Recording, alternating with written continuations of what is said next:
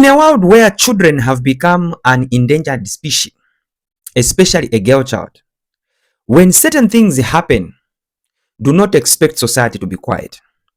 And even we as society, when certain things happen in our communities, we need to raise an alarm. We need to voice out. Because today, it may be another person's child. Tomorrow, it may be your child. There's been a story that is trending on social media of a man who was sentenced to 30 years in prison on a case where he defiled a young girl. Now, out of 30 years that this man was supposed to save, the story that is in public domain is that this man only saved about a year and he was pardoned.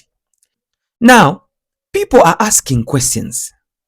Kuti chinachitika bwanji pakuti muntu anali kufunika kusavinga 30 years on a case of defilement, achoka on a presidential pardon after only serving 1 year. What happened? How did whoever was in charge of giving the list to the president come to a conclusion that this man who was sentenced for 30 years deserved to be pardoned after 1 year of being in prison? Remember, we are talking about protecting children's rights. And we are talking about creating a very conducive and safe environment for children in the community that we live in. So, what picture does it send if perpetrators of defilement and rape can be released from prison after only serving 1 year of their 30 years sentence? Now, I took some time, I took interest to just find out what things are considered for someone to be pardoned. Okay? I took time to just check through what things are. Google, so I went somewhere on Google and I just typed what is considered before someone is pardoned. And this is what I found. In Zambia, before a presidential pardon is granted, several factors are taken into consideration. The president acts on the advice of the prerogative of Mercy Committee. The committee's recommendation is based on factors including the prisoner's background, the circumstances of the offense, and the potential impact of a pardon on society. The president also considers whether there are any pending appeals relating to the conviction. Now, let's understand this story bueno. Obviously, there was a statement from the Zambia Correctional Services. The statement was given under the heading Clarification on the Release of Male Convict KBW/496 Winston Kabinda, May 25th, 2020.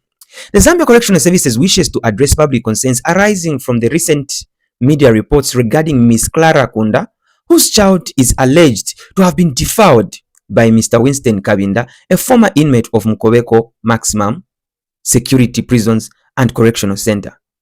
Okay, this is not even an allegation in the first place. This person was found guilty and they were sentenced. So to say alleged, I think that is also a wrong statement, but we'll forget about it for now.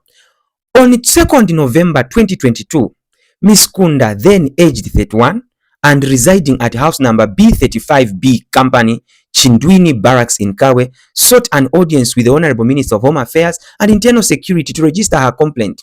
She informed the ministry that she was employed by the Zambia Army as a classified daily employee, working as a cook at Chindwini Barracks. Okay, Ms. Kunda stated that in 2018, her then 4-year-old daughter was defiled by Mr. Winston Kabinda, who had been sentenced to 30 years imprisonment in 2018, but was released in 2020 under presidential amnesty. She further informed authorities that Mr. Kabinda now resides in Kaloko compound. Okay? According to Ms. Kunda, her daughter, now aged 9, continues to suffer from trauma, memory loss, and depression, resulting in poor school performance. The child has been undergoing regular medical reviews at Arthur Davis Children's Hospital, Ndola. Anyways, lekani tiende chabe kupati yamene yani girako mtima pangono. Okay? Skip of court. Mr. Kabinda's release was executed under the Patriotic Front PF government in line with Zambia Correctional Service Act, Chapter 97 of the Laws of Zambia, which was in effect at that time. The Zambia Correctional Services remains committed to upholding the dignity and rights of children, ensuring public safety, and adhering to strict rehabilitation and reintegration guidelines. Any suggestion that the new Dawn government or the current command was involved in this 2020 release is unfounded and should be dismissed as misinformed. Okay. Tanvera vinachitigira mu PF. Tanvera, New Dawn government was not involved. Tanvera, this command that is there was not there. But even for this command that is there, does it make logical sense for you as people that are entrusted with the responsibility to correct the wrongs that happen in our societies, especially those that affect the lives of our people? Is it logically okay to release someone who has served only 1 year of their 30 years of being in prison? Even when you found this case, did you just find it okay? So you also found it and just said, no, it is not us. This case was, so we just forget about it like that. It is not an issue of was this person released under PF or UPND or under this command or the other command. The question people are asking is, how possible is it that this person was considered for presidential pardoning when they had only served 1 year of their 30 years? What good behavior did you see in them in just 1 year of them being in prison when they were supposed to serve for 30 years? Even when you look at some of the reasons considered for someone to be pardoned, when you look at the reasons that are here, you look at what is the impact of this pardon on society. How is the reaction of society going to be? So those that were involved in this pardoning, you never considered how people are going to react to this case. And the people that he recommended this name, we want to understand what factors did you consider when there are people who had been in prison for more than 10 years that deserved a pardon than this person who was sentenced for 30 years and only served 1 year. Amongst all the people that have been serving, this one was very special. They only deserve to be in prison for 1 year. There is something fishy. There is something somba. There is something kapenta kababa so. Nyans. There is something that you are not telling us. And the people that were involved in this case, in fact, Mr. President, we are making a public request. This pardoning must be revisited. This pardon must be revisited. There is something fishy. And even the people that recommended this name, Mr. President, I beg, I think they should help the brother that was pardoned to serve this sentence as well.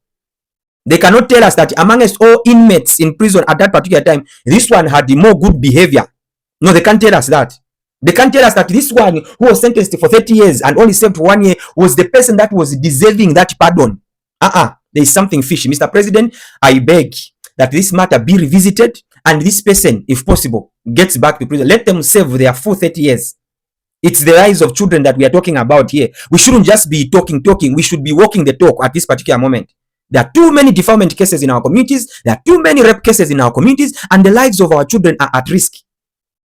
But with such, we are not setting a good example. With such, we are not fighting defilement and rape. We are not fighting sexual cases in this country. This case must be revisited, Mr. President. You are the president of the country. Yes, you were not there. We have heard, but that's not what we were interested in. What we are interested in now is to see this matter revisited. Munafuta, but tifuna kuti mufutulure pardonija. Because it's not about who was there. The system remains the same. The way government operates remains the same. This case must be revisited. And this person that committed this crime must just serve the sentence. Not this pardoning that we have heard. No, it is not us. It was these ones. The system remains the same. The committee that sat should explain how they arrived at this person getting pardoned. There are several other people that have served their sentences longer enough that they deserve to be pardoned. Why did you just choose one person who had served less than even 1% of their sentence? No,